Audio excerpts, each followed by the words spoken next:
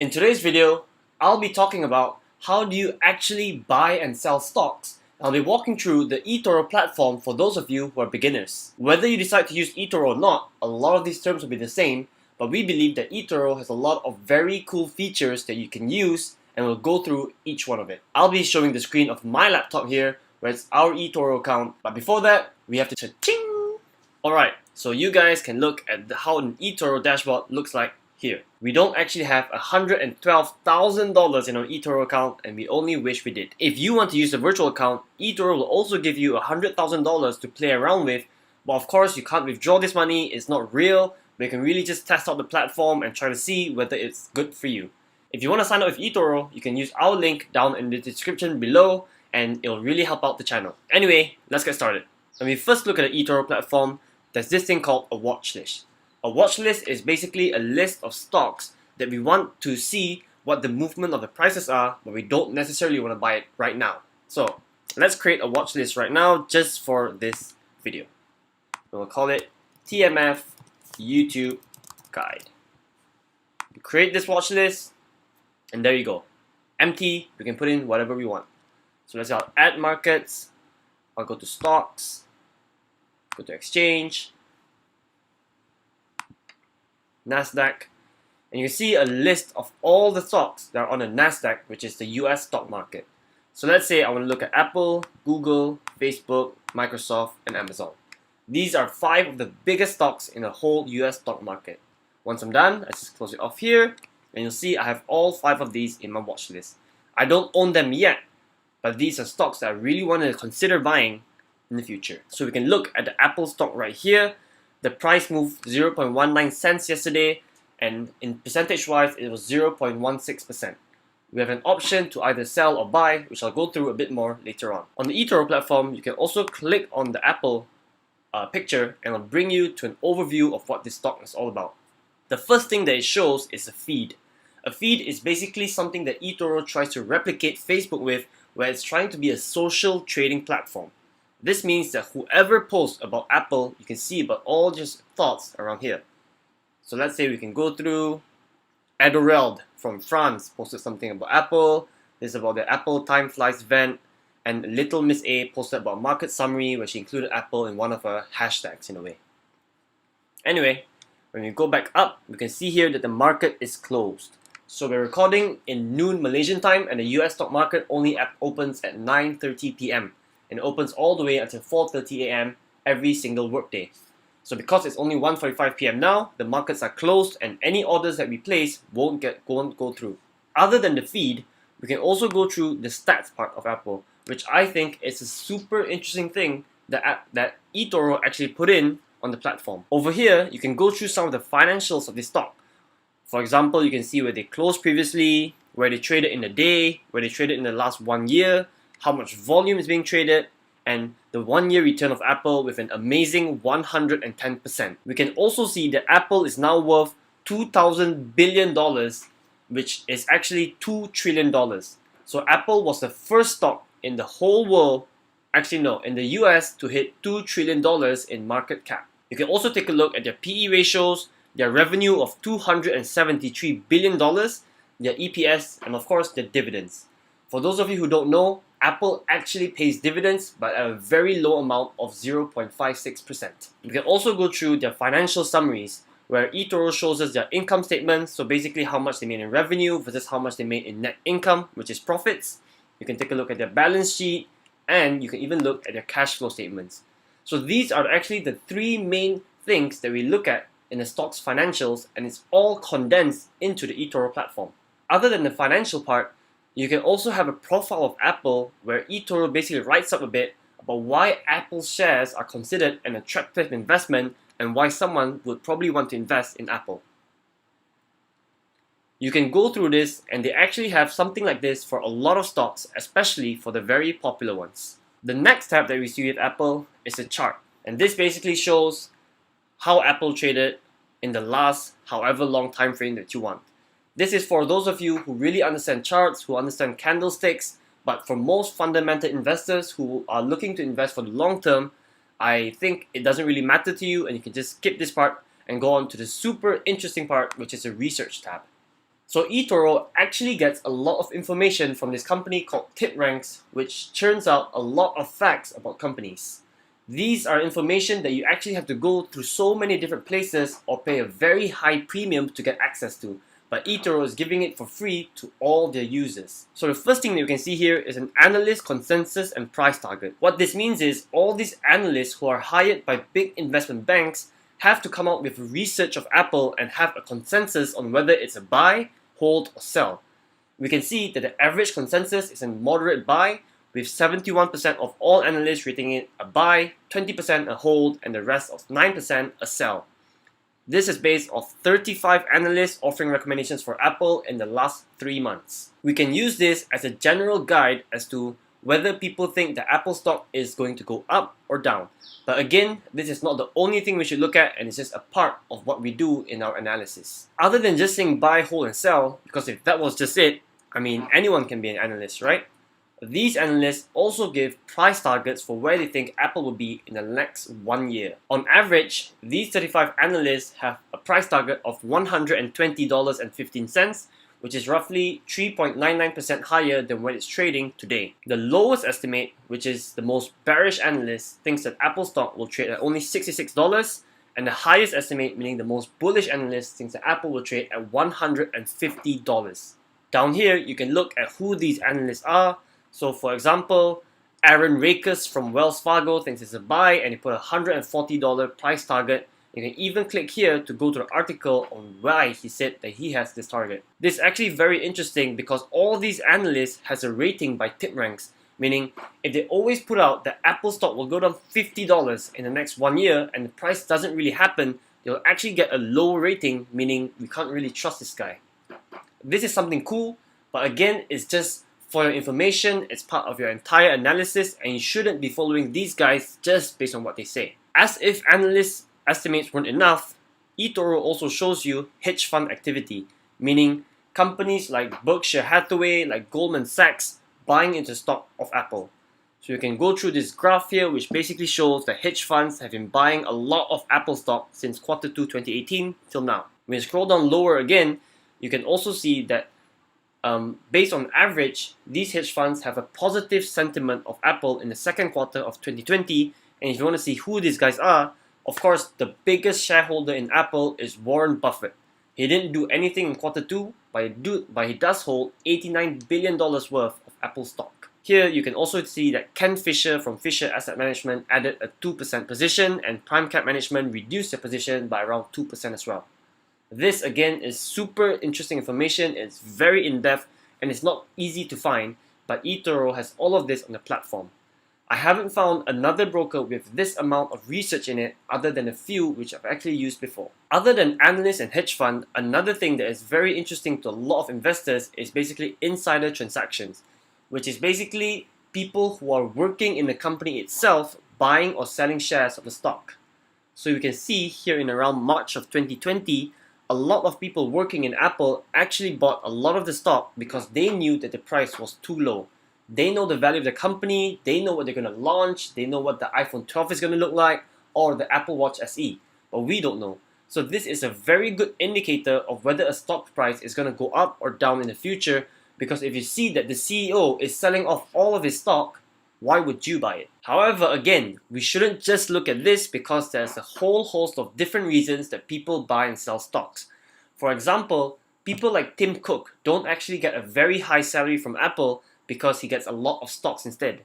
So if he wants to buy his $500 million house, he will of course have to fund it through selling some of these stocks. When we scroll down a bit more, we can see Timothy Cook, which is basically the CEO and director of Apple, what he's done recently. So you can see on the 25th of August, he sold $148 million worth of shares and another one with $131 million worth of shares.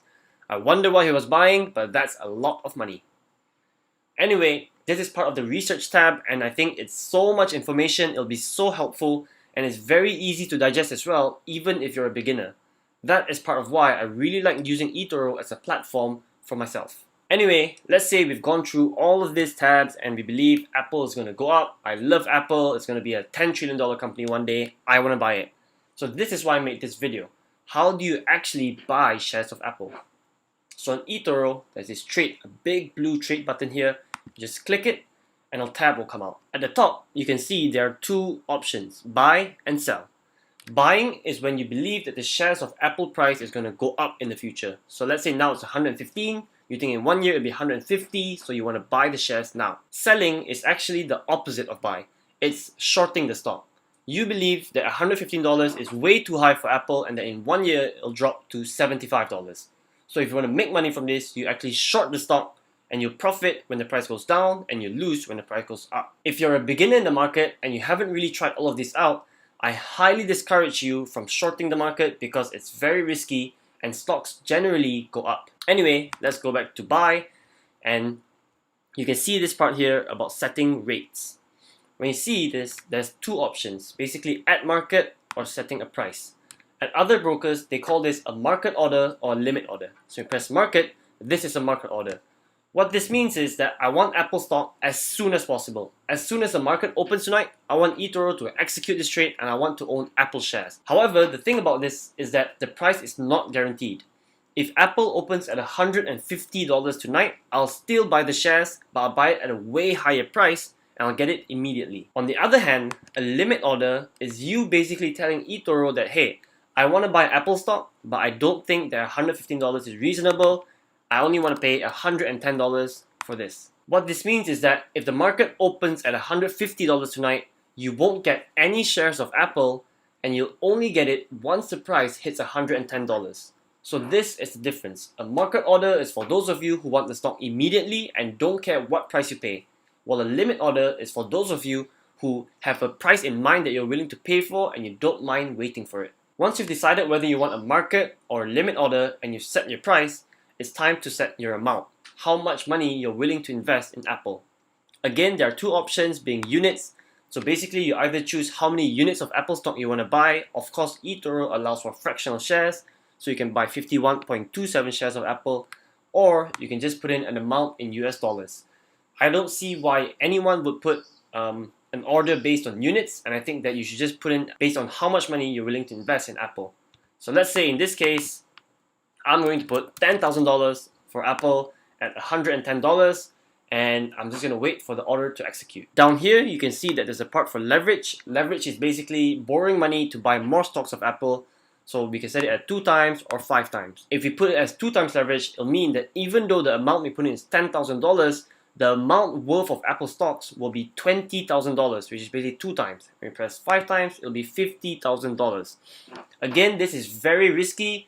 We highly discourage all beginners and even intermediate investors to use leverage to invest, and even personally, I use it very, very rarely. So most of the times, you want to use 1 times leverage, and then you can hold on and just own what you put in money. Here, you can put a stop loss, meaning at what price do you want to tell eToro to sell your Apple shares. Let's say you've put in $10,000 worth of money in Apple, but if this value drops down to $8,000, I want to tell eToro that, hey, sell this stock, I can't bear losing more than $2,000. So we've put this in here. So the stop loss portion is basically how much you're willing to lose from this investment. So we see here that we've put $10,000 in and we're willing to lose $8,000. So basically, if you've lost more than $8,000, eToro will automatically sell our position without having us to do anything. In this case, I have a limit of around $2,000, let's say. So I'll put it as $2,000. Take profit, on the other hand, is the opposite of it. Once this $10,000 hits $20,000, I'm ready to sell my position and I don't have to tell eToro because it will execute immediately. If you don't want this option and you want to hold it forever, you can also press this button here where it's basically no take profit and only sell once you decide to. Once everything is set up, you can press set order, and when you go to your portfolio, you can basically see that's in this tab here, which is your pending orders. So like I mentioned, because the market is closed, this will actually not go through until it opens at 9:30 p.m. every single weekday. So anyway, I'm just going to cancel this because it doesn't really matter. To go through an example, I'll actually show you an asset that trades 24/7 so you can go through live of how it works. And of course, one of the only assets that does that is Bitcoin. So I'll type in Bitcoin. You can also buy Bitcoin in eToro, which is good because you can have so many different assets on just one platform. So once we're ready, we'll just press trade, and you can see that the price of Bitcoin now is 10,848. Just want to make sure we're on buy, and I want to make an order. So again, this is the same thing. A trade is a market order, meaning I want it immediately, where this is a limit order where I want to set a price and I won't pay anything more than that. So let's try both scenarios. When I press a market order, I don't get to set the price. I'm willing to pay at any price, and I want to put $5,000 in. I'm going to use 1 times leverage because I listen to my own advice. I won't be borrowing on margin just to buy Bitcoin. Now that I've set my leverage, I'm going to my stop loss portion, and basically right now I'm buying at around $10,848. I don't want, if Bitcoin drops to $8,000, I want eToro to automatically sell my position because I can't stomach losing so much money. At $8,000, I'll lose roughly $1,300 from my $5,000 investment. Once I've set with this, I'll just press open trade, and you can see that buy Bitcoin position has already been opened. When I go to my portfolio tab, you can see it right here. To show you an example of a limit order, I'll go to Bitcoin again, but instead of trade, I'll go for order this time. And let's say it's at 10,800 now. If I put $10,000, exact same thing, I'll set the order, and I'll show you that it says here it's a pending order. It's because eToro is waiting for the price of Bitcoin to drop from 10,820 to $10,000 before executing it. So you can see it here in our pending transactions. It hasn't executed, it's waiting for the right price. Anyway, I'll just cancel this, and I'll show you how do I sell the stock once I'm ready. So let's say I've been owning Bitcoin for the last 5 years and I've lost $38 or 0.77%.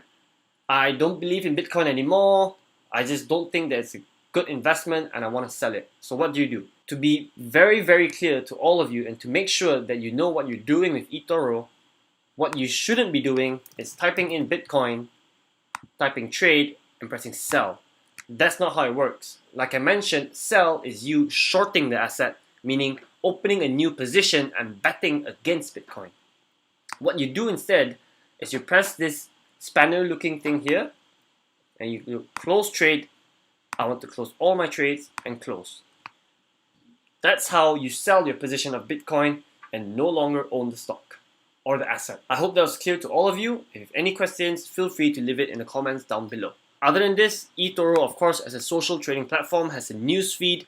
So all the popular investors, they talk about Microsoft, they talk about silver, they talk about Bitcoin, and you can just go through it like how you go through a Facebook feed. If you need some ideas on what to trade, you can also press the trade market tab, and I'll go through some of the featured markets, some stocks that have been moving, stocks in the technology, ETFs, and all the likes. So this is a very interesting aspect of eToro. They make all of this super easy and super easy to understand for beginners. One thing that eToro does, of course, as a social trading platform is this feature called Copy People, which basically means I want to copy all the trades of someone else.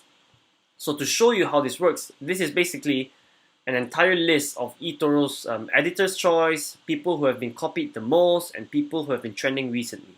To show you how it's done, let me show you an example. I'll go to my friend's account, which is K Limdister.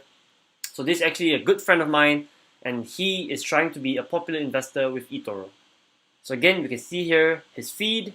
He tells about his half-year performance, how he's got 35% return from March to August, and the likes. You can look at his stats. So basically we see that he's been positive all around, except September where he's down negative 6% right now. Still in total, he's up 27%, so let's say I'm happy with this. I just want to look at what he's investing in right now. So it looks like he's investing in a lot of these biomed stocks, basically companies who are trying to create vaccines for COVID-19. So Moderna, AstraZeneca, Biogen, and the likes.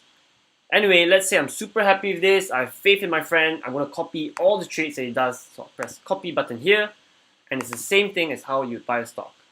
Because I trust him and I think he's good, I'm going to put $10,000 to copy all of his trades. This is similar to how a stop loss works. Basically, if this 10,000 drops below 6,000, I no longer trust my friend and I'm telling eToro, stop copying him, sell all the stocks. This button, copy open trades, basically means that whether I want to copy or buy all of the stock that he already owns, or do I only want to buy stocks that he will buy after I make this copy decision.